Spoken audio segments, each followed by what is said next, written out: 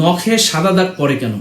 আপনি হয়তো ভাবছেন এটা ক্যালসিয়ামের অভাব বা টাকা পাওয়ার সাইন, কিন্তু জানলে চমকে যাবেন আপনার নখের ভেতর আসলে আস্ত একটা ডেড সেল ঘুরে বেড়াচ্ছে। বিজ্ঞান বলছে এই দাগগুলোর আসল নাম লিউকোনিচিয়া।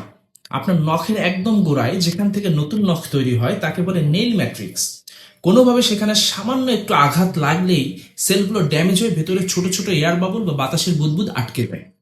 ব্যাপারটা ঠিক স্ক্রিন ভেঙে যাওয়া মোবাইলের ডেড পিক্সেলের মতো। আর সবচেয়ে বড় টুইস্টটা এখানে, যেহেতু নখ বাড়ে খুবই ধীরে, তাই আপনি হয়তো আজ দরজায় গুঁতো খেলেন বা দাঁত দিয়ে নখ কাটলেন, কিন্তু ড্যামেজ হওয়া ওই সাদা দাগটা বাইরে ভিজিবল হতে সময় নেয় প্রায় 4 থেকে 6 সপ্তাহ। ততদিনে আপনি ভুলেই যান যে আপনি নিজেই আপনার নখকে ইনজুর করেছিলেন। তাহলে এর সলিউশন কি? এক গাদা ক্যালসিয়ামের ওষুধ খাওয়া এখনই বন্ধ করুন। জাস্ট কয়েক সপ্তাহ ওয়েট করুন। নখ বড় হলে দাগটা এমনিতেই কেটে ফেলে দিতে পারবেন। তাই পরের বার নখে সাদা দাগ দেখলে টাকার স্বপ্ন না দেখে নিজের হাতটাকে আরেকটু সাবধানে রাখবেন।